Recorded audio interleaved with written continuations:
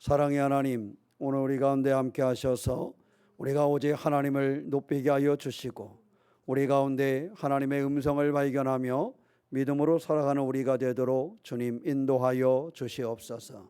더불어 승리하는 삶의 여정이 되도록 우리를 붙잡아 주시고 하나님의 기쁨을 이루게 하여 주시옵소서. 말씀을 전하고 들을 때 오직 성령의 역사함으로 말씀이 들려지게 하여 주시고 그 말씀이 우리의 삶의 뿌리가 되게 하여 주시옵소서. 우리 주 예수님의 이름으로 기도하옵나이다. 아멘. 요즘에 노벨 평화상을 받은 사람이 누구였죠? 노벨 평화상이래네. 노벨 문학상. 한강 작가가 쓴 책을 한 권은 읽어야 될 것 같아서 저도 이렇게 가서 사서 읽어봤습니다. 읽어봤는데 두 권을 사가지고 와서 제가 예전에 채식주의자는 읽었는데 내용이 하나도 생각이 안 나요. 그래서 그거는 아직 안 읽어봤고 두 권을 사가지고 와서 그중에 쉬운 게 뭐가 있을까? 그래서 쉬운 책부터 읽었어요. 자, 뭐 책이 뭐가 있던가요 혹시? 소년이 온다. 또 신? 모르겠어. 또 뭐가 있어요?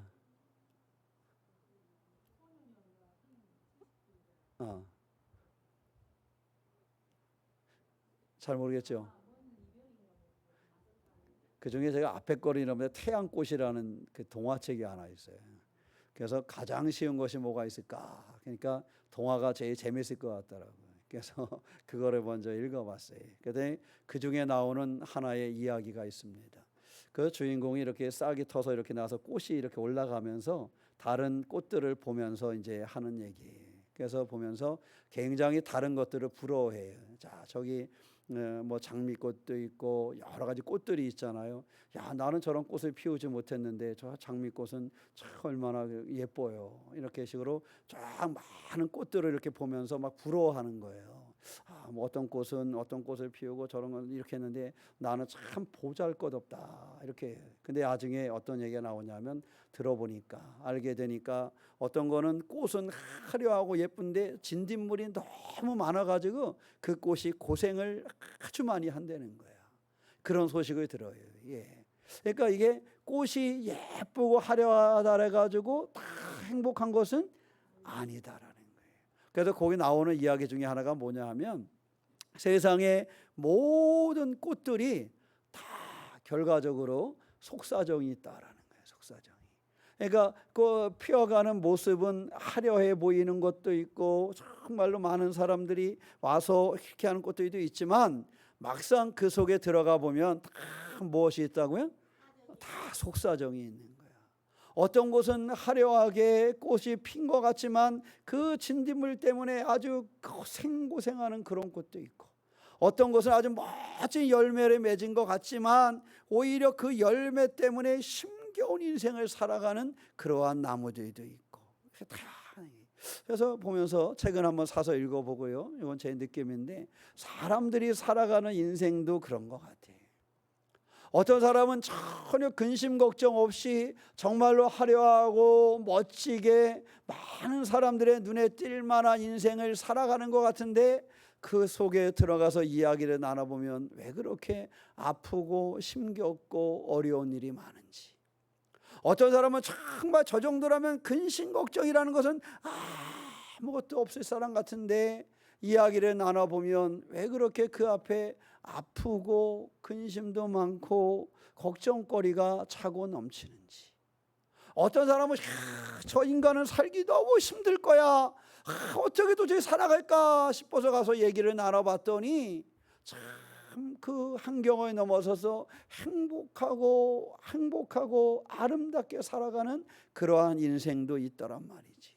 그러니까 사람은 그냥 봐가지고 알 수가 있어요, 없어요? 알 수가 없어.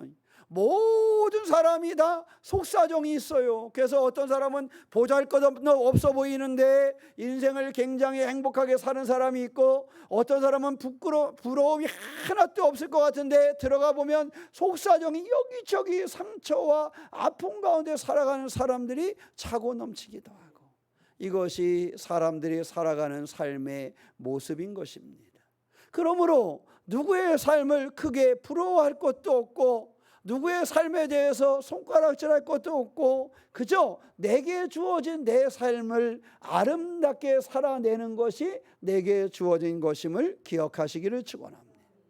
다른 사람의 삶을 보고 그 속사정을 알지 못하고 부러워하거나 미워하거나 삿대질하거나 할 필요 없이 사람은 그저 내게 주어진 내 삶을 향기롭게 살아내야 한다라는 거예요. 거기 나오는 그 태양꽃이 그래요. 너무 이 감정이 확해지니까 더 이상 벌들이 오지를 않아. 왜 안 오나 그랬더니 내가 하도 뭐라 그래서 안 오나 그랬더니 나중에 들어봤더니 벌들이 그러대요. 야, 처음에 그 꽃에서 나오는 그 꿀은 굉장히 맛있었는데 지금 그 꽃에서 나오는 그 꿀은 독이 있어서 먹을 수가 없어. 갈 수가 없어. 그러고 안 오더라는 거예요. 이것이 나중에 마음이 헐머지고 다른 꽃들을 이해하게 되고 풍성하게 되었을 때 다른 벌들이 들어와서 꿀을 따면서 야, 세상에 이렇게 맛있는 꿀을 먹어본 적이 없어 이렇게 얘기하더라는 거예요.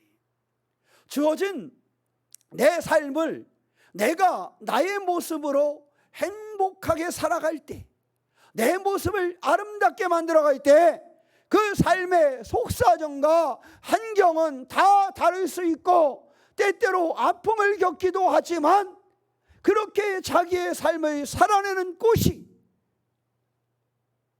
나는 그 꿀은 어떤 것도 비교할 수 없는 그러한 맛이 나는 그러한 꿀을 만들어낼 수 있었다라는 것입니다. 사랑하는 성도 여러분, 우리는 어떤 모습으로 삶을 살아갑니까? 내 삶이 그저 다른 사람들의 속사정을 모른 채 어떤 사람을 미워하거나 어떤 사람을 부러워하거나 어떤 사람의 삶의 환경에 갇혀서 살아가는 그러한 삶으로 우리가 살아가고 있지는 않습니까? 바라기 내 삶을 내 삶대로 아름답게 만들어갈 수 있는 그러한 믿음의 주인공 된 성도가 되시기를 주님의 이름으로 축원합니다. 오늘 말씀에 보면 4가지의 나무가 나옵니다. 오늘 말씀은 하나의 비유예요. 기드온의 아들 아비멜렉이 자기가 정권을 잡고 왕이 되기 위해서 다른 형제들을 다 죽이려고 합니다. 그래서 다른 형제들을 다 밀어내고 죽이고 그리고 자신이 왕이 돼서 통치하려고 그래요. 그 모습을 봤을 때 오늘 우리가 읽은 성경의 본문은 그 부분 중에 한 부분에 해당하는 것입니다. 그럴 때 요담이 아비멜렉을 그리고 그의 그 백성들을 경고하는 말씀인데 경고할 때에 오늘의 말씀을 예를 들어서 이야기하는 겁니다. 감람나무와 무화과나무와 포도나무 그리고 가시나무로 예를 들어서 그들 가운데 말씀을 선포하고 있는 것입니다. 이 이야기를 통해서 하나님이 기뻐하시는 사람의 모습이 무엇인지를 우리는 발견할 수가 있습니다.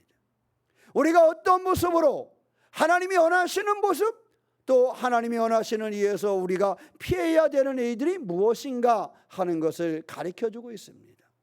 맨 끝에 나오지만 그 가시나무의 이야기를 먼저 살펴보면 가시나무는 전혀 그 앞에 나오는 3가지 나무와 다른 모습을 우리 가운데 보여주고 있습니다.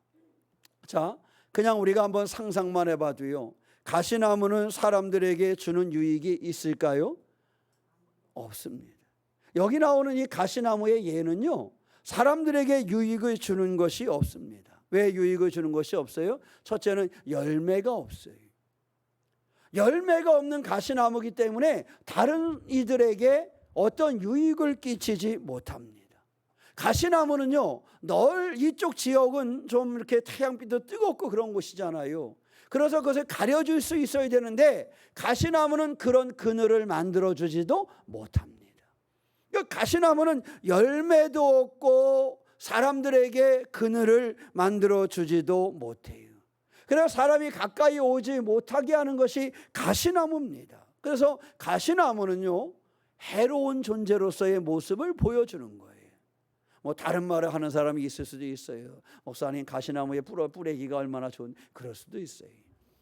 그런데 여기 나올 때에 이쪽 지역의 가시나무가 그 시절에, 이 시절에 사람들에게 비추어진 모습을 보자는 거예요.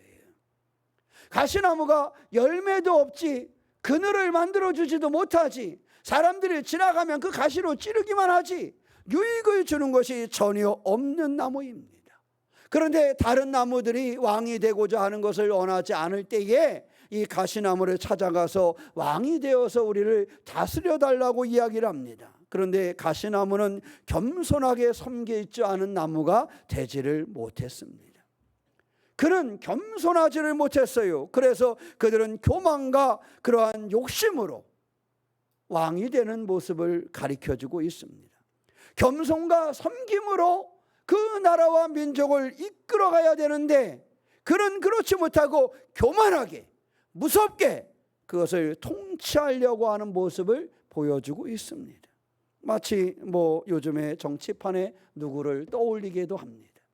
이 가시나무와 같이 교만하여진 모습으로 겸손하지 못하고 섬길 줄 모르는 그런 나무로 다가가고 있음을 보여주면서 당시에 아비멜렉에 대해서 이야기를 하고 있는 것입니다. 이런 나무, 이런 사람이 되지 말라는 거예요. 교만한 자가 되어서 자신만을 알고 내가 다른 사람 위에 군림하려고 하는, 나만 똑똑한 것 같은, 나만 힘이 센 것 같은, 나만 무엇인가를 알고 있는 것, 그런 것과 같은 그러한 어리석음을 범하지 말 것을 우리 가운데 경고하고 있는 것입니다. 혹 가시나무처럼 교만한 마음을 품고 있지는 않습니까? 나만 잘 알고 있는 것처럼 생각하고 있지는 않습니까? 내가 경험한 것만이 최고인 것처럼 생각하고 있어서 그 그늘도 만들지 못하는 가시나무가 내 밑으로 들어오라고, 내 밑으로 오라고, 열매도 맺지 못하는 나무가 내게로 오라고 말하는 이 교만함을 가지고 있지는 않습니까? 사랑하는 성도 여러분, 혹 우리에게 이 가시나무와 같은 모습이 작게라도 있거든 이 가시나무 된 모습을 버리는 성도가 되시기를 축원합니다. 내게 이 가시나무와 같은 어리석음의 모습이 있거든 잘라낼 줄 아는 용기와 힘을 믿음으로 가지시기를 주님의 이름으로 축원합니다. 그럼 우리는 어떤 나무의 모습으로 서야 할까? 그 세 가지 나무에 대해서 함께 나누고자 합니다. 첫 번째 나온 나무가 무슨 나무가 나왔어요? 감람나무가 나왔습니다. 자, 8절에 보면 하루는 나무들이 나가서 기름을 부어 자신들이 왕으로 삼으려 하여 감람나무에게 이르되, 감람나무를 찾아갔어요. 너는 우리의 왕이 되라 하매. 여러분, 누군가 나를 찾아와서 우리의 왕이 되어주세요. 그러면 어떻게 했어요? 우리는 때가 왔구나, 그죠? 세상이 나를 필요하고 세상이 나를 이제야 알아주는구나, 이제야 알아주는구나. 그죠? 나는 준비가 되지 않았어. 준비가 되지 않았는데도 사람들이 와서 왕이 되어달라 그러니까 뭐가 된 줄 알아요? 야, 이제는 됐구나, 때가 왔구나, 이럴 때가 많이 있을 거예요. 근데 오늘 감람나무를 보니까 뭐라 그럽니까? 9절에 감람나무가 그들에게 이르되, 함께 보겠습니다. 내게 있는 나의 기름은 하나님과 사람을 영화롭게 하나니 내가 어찌 그것을 버리고 가서 나무들이에 우쭐대리오 한지라. 야, 너희들은 내가 왕이 되어달라고 하지만 내가 어찌 가서 우쭐대겠느냐. 그 왕이 되어서 우쭐대는 것보다는 내게 주어진 이 삶이 더 좋다라는 거예요. 하나님이 내게 주신 사명이 있는데 나의 기름은 하나님과 사람을 뭐하게 해요? 영화롭게 하니, 나의 기름은 하나님과 사람을 영화롭게 하니 내가 어찌 가서 우쭐대는 그러한 삶을 살겠느냐. 감람나무는 올리브나무를 이야기합니다. 이 올리브나무의 그 기름은요, 하나님 앞에 제사를 드릴 때 사용되어지기도 했습니다. 그렇기 때문에 하나님을 영화롭게 하는 기름으로서의 역할을 감당했던 거예요. 그래서 때로 이스라엘 사람들의 믿음을 얘기할 때, 하나님의 백성들의 신앙을 얘기할 때 감람나무를 빗대어 이야기를 하기도 합니다. 그래서 헌신과 섬김의 삶을 살아가는 사람들을 감람나무에 빗대서 이야기하기도 하는 것입니다. 그래서 요담이 그것을 비교해서 얘기하는 거예요. 감람나무에게 왕이 되는 것을 거절하잖아요. 그것을 통해서 보여주는 것은 섬김과 헌신이라는 자신의 사명을 잃어버리지 않는 그러한 모습을 우리 가운데 보여주고 있는 것입니다. 시편 52편 8절 말씀에 나는 하나님의 집에 있는 푸른 감람나무 같으며 하나님의 인자하심을 영원히 의지하리로다, 그러는 고백이 나옵니다. 하나님의 집에 푸른 감람나무와 같이 내게 주신 그 사명을 감당하겠다라는 게, 로마서 11장 17절 말씀에 또 한 가지 얼마가 꺾이었는데 돌감람나무인 내가 그들 중에 젖붙임이 되어 참감람나무의 뿌리에 진액을 함께 받는 자가 되었다 그래요. 참감람나무의 젖붙임이 되어서 이제 공급받는 그러한 삶을 살게 되었다. 그 감람나무의 삶을 강조하고 있습니다. 감람나무는 평화를 이야기하고요, 기름 부음을 의미하기도 합니다. 때로는 하나님의 약속을 상징할 때 감람나무의 모습을 이야기하기도 합니다. 그래서 성경에서는 기름을 통해 하나님께 헌신하는 사람들의 모습을 이야기할 때 그들의 은혜를 상징하는 것으로 감람나무를 이야기하는 것입니다. 우리가 이와 같이 하나님 내게 주신 이 사명을 감당할 줄 아는 그러한 믿음의 주인공이 되시기를 축원합니다. 하나님의 공동체에 감람나무처럼 섬김을 감당할 수 있는 사람들, 하나님 앞에 헌신할 수 있는 믿음의 주인공이 되시기를 축원합니다. 지금 내게 주어진 삶, 그것이 왕이 아니라 할지라도, 그것이 남들이에 군림하거나 1등이 아니라 할지라도, 하나님 지금 내게 맡겨준 그 섬김과 그 헌신이 하나님 내게 주신 그 감람나무의 그 기름을 내는 것과 같이 소중하고 아름다운 일이라는 사실을 기억하고 이 일을 감당할 수 있는 그러한 겸손과 섬김의 감람나무의 모습을 본받는 성도가 되시기를 축원합니다. 다윗은 기름 부음을 받아 왕으로 살아간 사람이었습니다.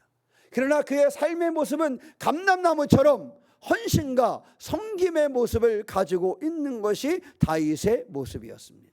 그는 하나님을 신실하게 하나님 앞에 의지하는 그러한 삶을 살았어요. 내가 왕이기 때문에 우쭐대는 것이 아니라, 내가 왕이기 때문에 모든 것에 군림하고 내가 할 수 있다고 보는 것이 아니라, 그런 신실하게 하나님을 의지하고 하나님의 축복과 보호하심 가운데 삶을 살아간 사람이 다윗이었습니다. 우리가 감람나무처럼 하나님 내게 맡겨주신 그 사명을 감당하고 섬기고 하나님을 의지하는 삶을 살아가는 것이 우리 믿음의 사람들의 삶이 되어야 하는 것입니다. 그저 남들 앞에 우쭐대기를 좋아하고 고개를 지켜 세우는 그러한 삶이 아니라, 내게 주어진 것이 작은 것 같아도 그 삶의 섬김으로, 내게 주어진 그 삶의 자리가 부족한 것 같아도 하나님을 의지함으로 이 일을 감당하는 이러한 감람나무와 같은 믿음의 주인공이 되시기를 주님의 이름으로 축원합니다. 우쭐대지 마세요. 내게 있는 것이 그저 보잘것없고 작은 것임을 기억하시기 바랍니다. 가시나무와 같이 다른 사람을 찌르는 자가 아니라, 이에 군림하려고 하는 자가 아니라, 감람나무와 같이 겸손하며 섬길 줄 알고 나의 부족함을 품고 하나님을 의지하는 그러한 신앙의 주인공으로 감람나무의 모습을 배워가는 믿음의 주인공이 되시기를 주님의 이름으로 축원합니다. 두 번째 나온 나무가 무슨 나무가 나왔어요? 무화과 나무가 나왔어요. 나무들이 그러니까 하는 수 없이 감람나무가 거절하니까 10절 말씀에 무화과 나무에게 찾아가요. 무화과 나무에게 이르되 너는 와서 우리 위에 왕이 되라 하매. 또 이제 무화과 나무에게 왕이 될 것을 이야기합니다. 그랬더니 무화과 나무가 뭐라 그래요? 11절에 무화과 나무가 그들에게 이르되 나의 단 것과 나의 아름다운 열매를 내가 어찌 버리고 가서 나무들이에 우쭐대리오 한지라. 무화과 나무는 뭐를 한 거예요? 내가 단 것을 낸다. 내가 내는 이 열매, 그리고 이 아름다운 그 열매를 내가 어찌 포기하고 가서 우쭐대는 일을 선택하겠느냐. 그러면서 그도 왕이 되는 것을 거절합니다. 무화과나무는 그 열매를 풍요롭게 내어서 많은 사람들을 먹이는, 만족시키는 그러한 나무였습니다. 사실 무화과는 이쪽 지역에 있는 사람들, 가난한 사람들에게도 굉장한 먹거리가 되는 것이 무화과 나무였어요. 여러분, 가난한 사람들에게 먹거리가 된다는 것은 참으로 중요한 거죠. 무화과 나무가요, 그 열매 맺기를 포기하면 당대에 가난한 사람들이 먹을 것이 없어요. 제가 한번 말씀을 드렸지요. 예수께서 무화과나무를 저주했어요. 그 저주했을 때 무화과나무가 그 열매를 맺을 때라 그랬어요? 아니라 그랬어요? 때가 되지 않았다 그랬어요. 우리나라는 무화과가 우리 해남에서 열리면은 계속 열리잖아요. 근데 이쪽 지역에 있는 무화과는 이렇게 계속 열리는 것이 아니라 주기적으로 열린대요. 이렇게 이때 열리고 이때 열리고 이때 열리고 이렇게 딱 피는 때가 있는데 첫 번째 열리는 무화과는 그렇게 크지가 않대요. 그래서 첫 번째 열리는 무화과는 다 따서 버린대요. 따서 버려야 그 다음에 열리는 열매가 탐스럽고 먹을 만한 게 열리는 거예요. 자, 가난하고 먹을 것이 없어서 살 것이 없는 사람들은 그런 첫 번째 그 버려지는 무화과를 어떻게 할까요? 그거를 양식으로 삼는 거예요.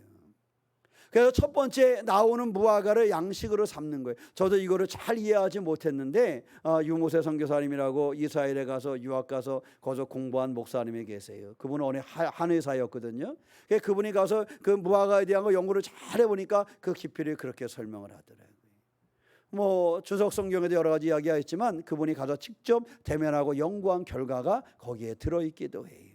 근데 그분이 뭐라 그러냐면 이렇게 얘기를 해요. 첫 번째 따는 무화과는 그래서 가난한 사람들이요 가서 일을 해주면서 그 무화과를 따는 거예요. 왜? 이거 따서 버려야 되니까. 그러니까 우리는 먹을 것이 없으니까 이거 따서 버릴 수 있어요, 없어요? 버릴 수 없어. 그래서 그것을 따가지고 그것을 양식으로 삼았던 거예요. 그러니까 이렇게 되니까 무화과 열매가 첫 번째 열리는 것은 때가 아닌 거예요. 그러니까 예수께서 무화과가 열리지 않는 시절에만 얘기한 것이 아니라 그 먹을 만한 그러한 무화과가 아닌 그 무화과를 이야기하는 거예요. 가난한 사람들을 먹일 그 열매가 열려지지 않았다는 거예요. 그래서 예수께서 가가지고 보니까 이 어려운 사람들이 먹을 그 무화과를 열지 않은 거야. 그래서 예수께서 그 무화과 나무를 저주하게 된 것입니다. 그래서 때가 되지 않았다는 것은 탐스러운 열매를 맺을 때가 되지 않았다는 거고, 때가 되지 않은 나무가 열매를 못 맺었다는 것은 가난한 자들이 먹었던 그 열매를 내지 않았기 때문에 예수께서 그 무화과 나무를 저주하셨다 그러는 거예요. 그것은 그 내용을 보면 우리가 알 수 있어요. 중요한 것은 하여튼 무화과 나무는 이렇게 단 것을 내서 그것으로 가난한 사람에서부터 시작을 해서 사람들이 먹을 무엇을 내는 거예요? 열매를 내는 겁니다.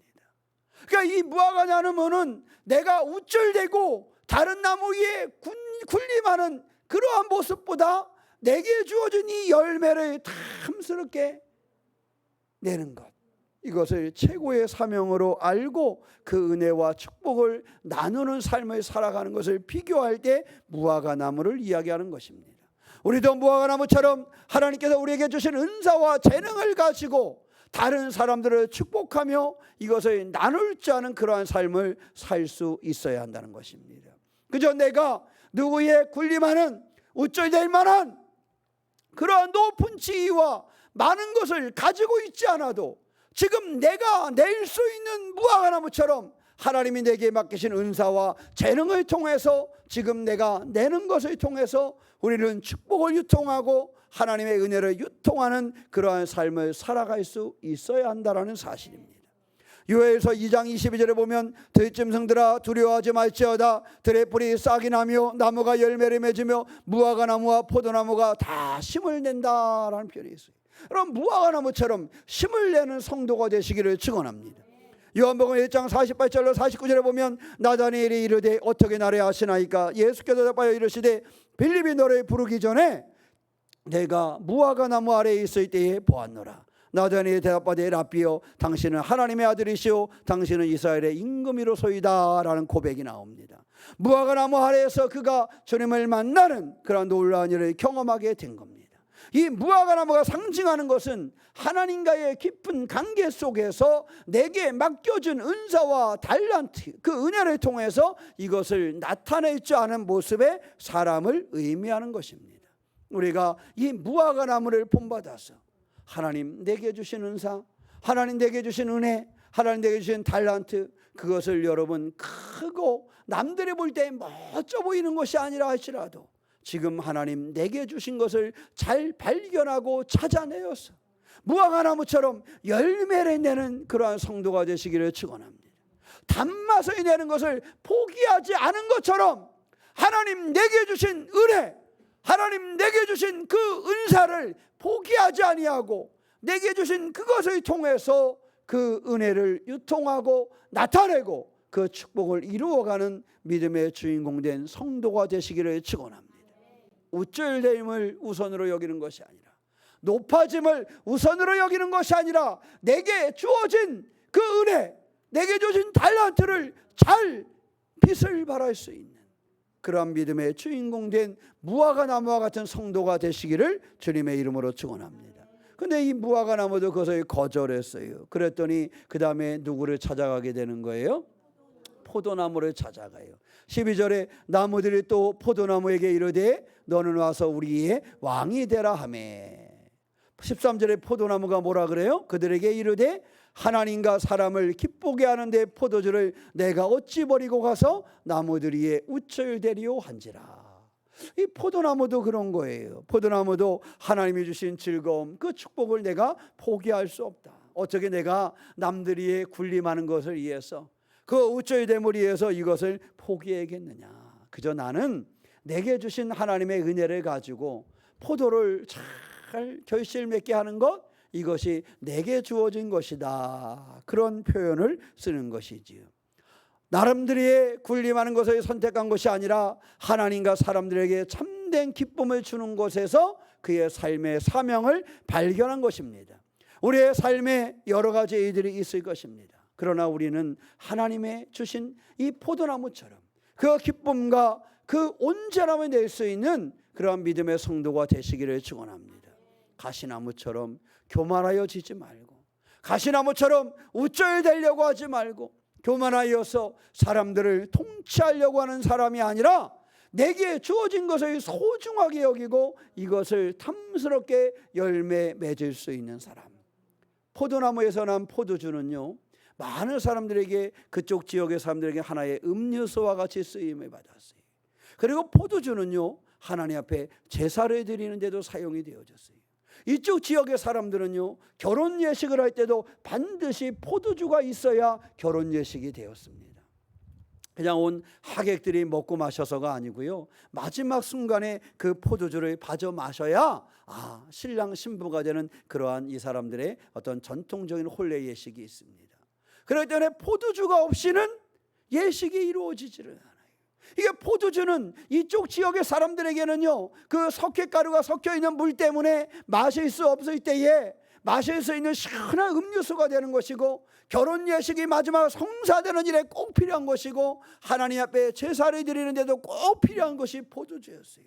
그러니까 포도주는 남들 앞에 우쭐대고 왕이 되는 것보다 내게 주어진 이 사명, 내가 이 만남 포도를 만들어내는 것을 귀하게 여기지 않은 그러한 믿음을 가지고 있었던 것이 포도나무였다라는 사실입니다. 그래서 포도나무는 종종 이렇게 비유되어집니다. 시편 128편 3절 말씀에 내 집 안방에 있는 내 아내는 결실한 포도나무 같으며 내 상에 들린 자식들은 어린 감람나무 같다. 그래서 이 풍요로움과 축복을 상징할 때 포도나무를 빗대어 이야기하기도 했습니다. 요한복음 15장 5절 말씀에는 나는 포도나무요 너희는 가지라. 그가 내 안에 내가 그 안에 거하면 사람이 열매를 많이 맺나니 나를 떠나서는 너희가 아무것도 할 수 없습니다. 예수께서 당신을 포도나무에 빗대어 이야기하기도 했습니다. 포도나무에 이러한 빗대어 말씀하신 이유는 포도나무야말로 축복의 상징이요 기쁨의 상징이 되기 때문에 포도나무를 예를 들어서 이야기한 것입니다. 성경의 인물들 중에 요셉 같은 사람은 바로 이러한 포도나무와 같은 사람이다, 이렇게 이야기하기도 합니다. 왜냐하면 요셉은 하나님 안에서 성장하고 하나님 안에서 축복의 통로가 된 그러한 사람이기 때문에 그렇습니다. 그는 환난과 아픔을 겪었지만 포도나무같이 그는 그 자신의 삶을 바꾸어 놓았고 형제들의 삶을 축복으로 바꾸어 놓은 사람이 요셉이기 때문에 그렇습니다. 사랑하는 성도 여러분, 오늘 성경은 우리 가운데 이야기합니다. 감람나무처럼 또 무화과나무처럼 또 포도나무처럼 우리가 이렇게 겸손과 섬김으로 우쭐대는 것을 좋아하는 것이 아니라, 남 앞에 1등 되는 것을 좋아하는 것이 아니라 섬길 줄 알고 그저 내게 주어진 것이 작아 보여도 내게 주어진 그 하나님이 주신 사명을 잘 감당함으로 풍성하고 복된 열매를 거둘 수 있는 길을 우리에게 허락하고 있다라는 사실입니다. 그런데 많은 사람들은 가시나무의 길을 가기를 좋아합니다. 남 앞에 우쭐대기 좋아하고, 남 앞에 뽐내기 좋아하고, 남이 불러서 왕이 되라 할 때 드디어 나를 알아본다라고 생각을 합니다. 사랑하는 성도 여러분, 우리의 삶은 가시나무를 닮았습니까? 나를 알아봐주지 못하여 슬프고, 나를 알아보지 못하여 그 사람이 괘씸하고, 내가 1등이 되지 못하고 우쭐이 되지 못해서 내 삶이 어리석고 부족하게 느껴집니까? 아니면 감람나무처럼, 무화과나무처럼, 포도나무처럼 내게 주어진 자리가 작아 보여도 내게 주어진 그 자리에서 내게 맡겨준 사명을 잘 감당하며 겸손과 섬김으로 살아가고 있는 삶을 사모하고 있습니까? 오늘 성경은 우리에게 그러한 삶을 살아갈 것을 권면합니다. 감람나무처럼, 무화과나무처럼, 포도나무처럼 겸손과 섬김으로 하나님 내게 맡겨진 것에 그 열매를 자라게 하였어요. 그 열매를 통해서 하나님의 영광을 드러내고 사람들 가운데 은혜를 나눌 수 있는 그러한 존재의 삶이 되기를 우리에게 말씀하고 있습니다. 우리의 삶도 그러하고 이스라엘의 지도자가 됨에도 그러한 사람이 이스라엘의 지도자가 돼야지, 가시나무와 같은 자가 지도자가 되어서는 안 된다고 이야기하고 있는 것입니다. 우리는 잘 알고 있습니다. 가시나무와 같은 자가 정권을 잡게 되면 나라가 이태롭고 국민들이 힘겨워하고 어려움을 겪습니다. 그러나 감람나무 같은 사람, 무화과나무 같은 사람, 포도나무 같은 사람이 정권을 잡을 때에 그 나라의 백성들이 살만한 땅이 된다는 사실을 우리는 경험했습니다. 사랑하는 성도 여러분, 한 나라의 지도자뿐만이 아닙니다. 우리의 삶도, 다른 사람들의 삶은 내가 어찌할 수 없지만 나의 삶이 감람나무와 무화과나무와 포도나무와 같은 삶으로 겸손과 섬김으로 내게 주어진 그 열매, 내게 주어진 사명을 잘 감당하는 것이 복이요 하나님을 기쁘게 한다는 사실을 기억하시고, 가시나무의 모습은 뒤로 하고 감람나무와 포도나무와 무화과나무에게 배우며 우리의 신앙의 삶을 온전케 하는 참 믿음의 주인공이 되시기를 주님의 이름으로 축원합니다. 기도하겠습니다. 사랑의 하나님, 우리도 오시고 인도하시는 주님을 의지합니다. 하나님께서 원하시는 사람의 모습을 봅니다. 하나님께서 진정으로 원하는 사람, 감람나무와 무화과나무와 포도나무와 같은 모습의 우리가 되게 하여 주시옵소서. 자신에게 주어진 역할에 충실하며 다른 이들을 섬길 줄 아는 우리가 되기를 원합니다. 가시나무처럼 교만과 욕심에 사로잡히지 않도록 우리를 붙잡아 주시옵소서. 공동체 안에서 우리의 삶이 감람나무와 무화과나무와 포도나무처럼 섬김의 나무가 되게 하여 주시고, 하나님 앞에 겸손의 삶을 살아가는 우리가 되게 하여 주시옵소서. 다른 사람을 섬기고 기쁨을 나누며 하나님께서 우리에게 맡기신 사명을 소중히 여기고 겸손하게 감당하는 우리가 되도록 주님 인도하여 주시옵소서. 주께서 우리 가운데 계심을 믿사오며 우리 주 예수님의 이름으로 기도하옵나이다. 아멘.